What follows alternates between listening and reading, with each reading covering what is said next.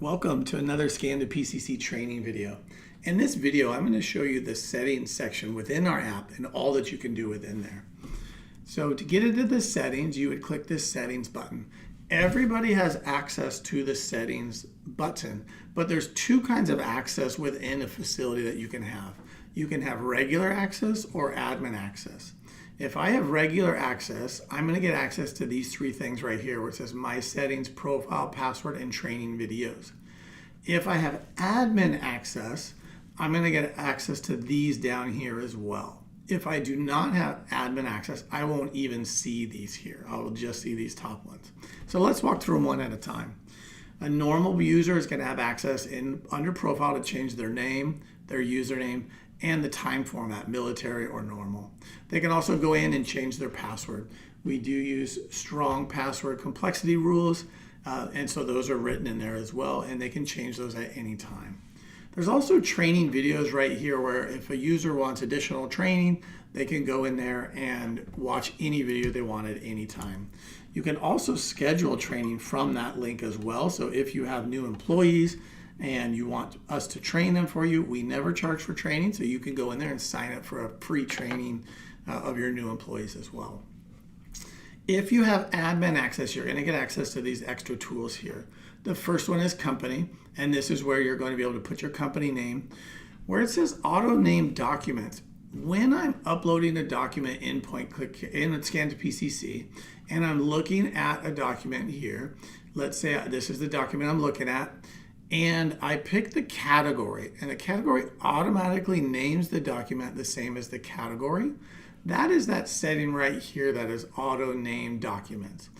99% of our customers keep that on, but if for some reason you want to turn that off, when I select that category, it will not automatically name them.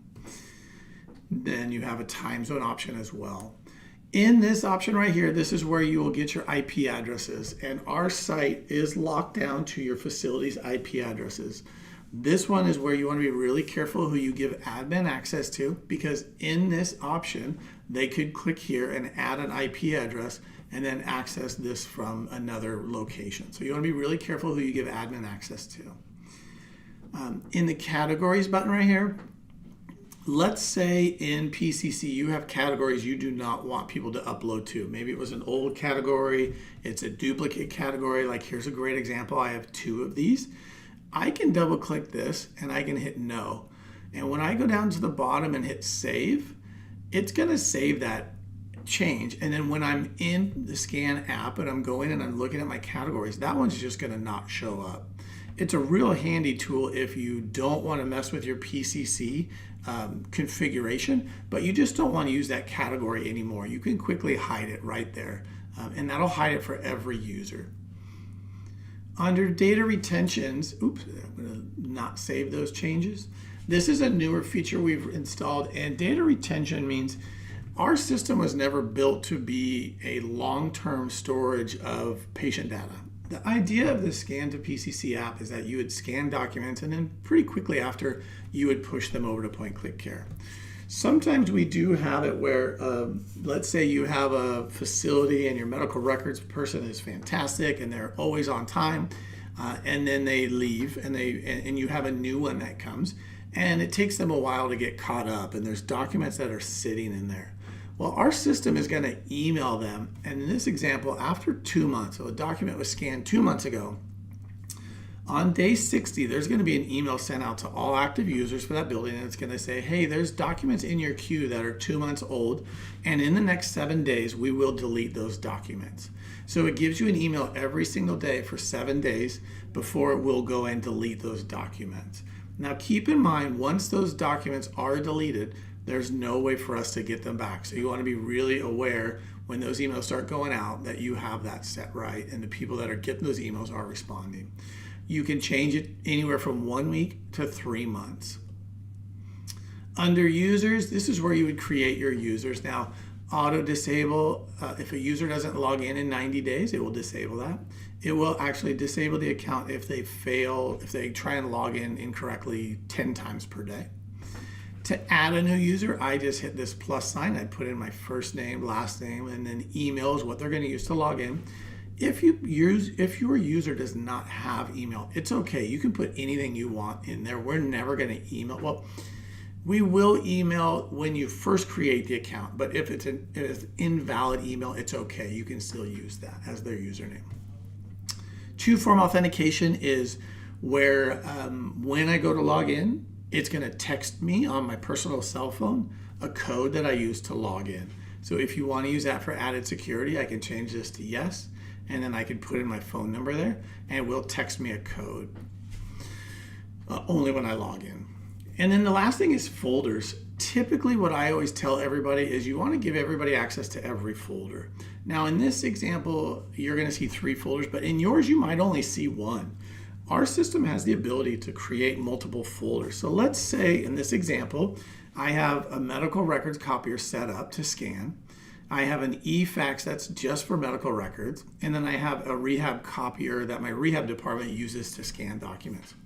Well, let's say I'm creating a new employee in the rehab department, and I don't want them seeing the stuff the medical records department is scanning or gets faxed. I would just click this, and they're only going to see documents that come in from that device. So if an eFax comes in, that employee will not see that. If you're doing a medical records employee and you want them to see everything, you just want to make sure you check all of these folders. And then you would hit create user. And a little window is going to pop up. It's going to show you the default password. If you need to make a change to an account, you can click the last name, and here it is. This is where you can make a person an admin. Now, if you noticed a second ago when I was creating the user, it doesn't allow me to select admin from that first window. And the reason being is we want to make sure people really think about who they're giving admin access to. And you can see right here, that's where you'd hit select yes or no. Make sure if you're giving someone admin access that you know that they can add things like IP addresses and change residence and stuff like that. If you need to change your password, this is where you would do it as well. And then the last tab is residence. So this is how long to show a discharge resident for. So if a resident discharges on the 24th month after that is over, so on the 25th month, that resident will no longer show in that drop down for uploading documents. You can change this to whatever you want. I think 96 is the longest, and you can put it at 1 month.